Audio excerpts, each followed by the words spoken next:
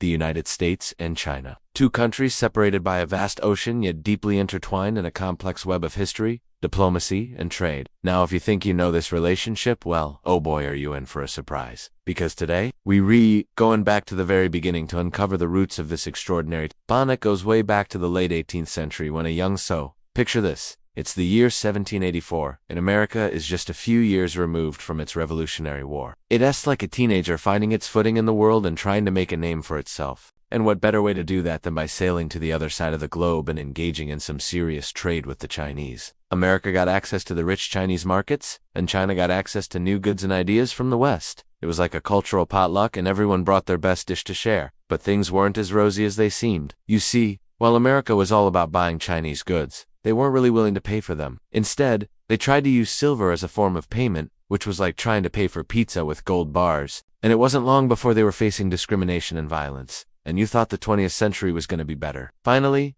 they're on the same team and fighting for a common cause. But even during the war, tensions simmer beneath the surface. The U.S. was still involved in the opium trade in China, which was like pouring gasoline on an already volatile situation. In 1882, Congress passed the Chinese Exclusion Act, which barred Chinese laborers from entering the United States and provided for the deportation of those who had entered illegally. It was clear that the relationship between the United States and China was at a critical crossroads. The question was, would they move closer together or drift further apart? After the Korean War, the U.S. adopted a policy of containment to prevent the spread of communism. In the wake of Nixon's visit, the United States and China began to normalize their relations, and trade between the two countries increased dramatically. The United States had long provided military and economic aid to Taiwan and recognized it as a sovereign state. But China saw Taiwan as a breakaway province that would eventually be reunited with the mainland. Understanding their history together is key to navigating the complex dynamics of this relationship and finding common ground. In the grand tapestry of global politics, the threads of American and Chinese history are intricately woven together, creating a pattern of cooperation, conflict, and cultural exchange that shapes our world today. This conflict of interest continued to cast a shadow over the relationship between the two countries.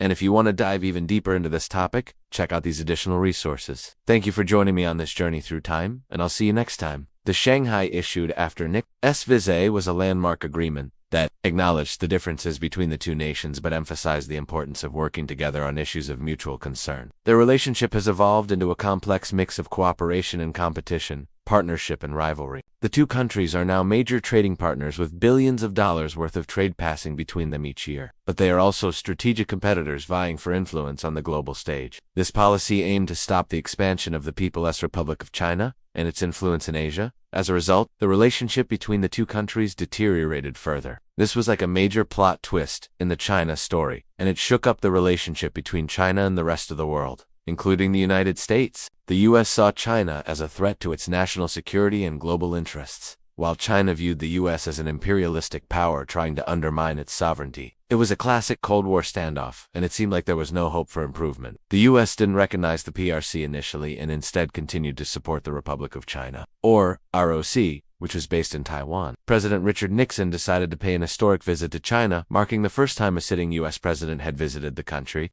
This visit was a major breakthrough in the Cold War, and it opened the door to a new era in relations between the two nations. During his visit, Nixon and Chinese leader Mao Zedong met, and they discussed a wide range of issues including human rights, trade, and the possibility of ending the Vietnam War. This divided the political landscape and made things pretty complicated. It was like a slap in the face to the Chinese community, and it sent a message that America was not as welcoming as it had once seemed. It wasn't practical, and the Chinese weren't having it. I mean, China was the OG superpower, right? But let's take a step back and appreciate the cultural impact of this time period, and the Soviet Union against South Korea, supported by the United Nations, including the United States. This conflict was like a showdown between two superpowers, and it was a proxy war that had major global implications. The Chinese and American troops faced off in one of the most intense battles of the war, the Battle of Yulton, taking place in bitter cold conditions. General commanded the Chinese forces, pushing them beyond their limits, resulting in heavy casualties on both sides. What once was fascination started to turn into a bit of condescension. They had their own perspective and they weren't afraid to share it. It was like the ultimate clash of cultures and perspectives, and it led to some pretty tense situations. Despite the growing tension, the 19th century saw a surge in Chinese immigration to the United States, particularly during the California Gold Rush of 1848.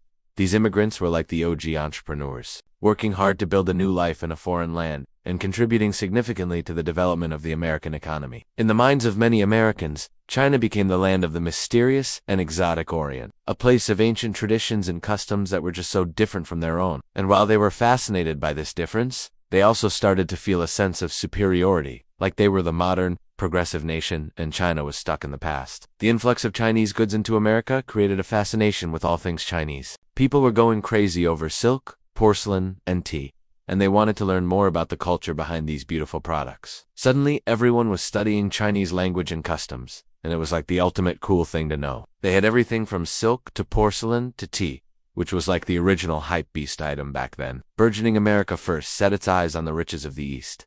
This is the story of how it all began, and trust me, it's going to blow your mind. Now, the Chinese had been trading with Europe for centuries already, but America wanted a piece of that action too. So they sent out a ship named the Empress of China on a mission to Canton, China, to establish direct trade. But Tucker and his crew found a shorter route, which cut down on travel time and costs, and made trade much more viable. This was like discovering a cheat code in the game of international trade, and America was like, sweet, let's exploit this. As the Empress of China docked in Canton, the Chinese were like, whoa, who are these guys and why are they here? But they were pretty open to trade, so they welcomed the Americans with open arms and wallets. This voyage was a big deal. It was the first time an American ship had sailed directly to China to trade, and it marked a significant shift in the global trade dynamics. The captain of the ship, a guy named Jedediah Tucker, was like the original China hand, navigating the treacherous waters of international trade and forging relationships that would shape America's future. You see, before this voyage, Europeans could only get to China by going through long and dangerous routes.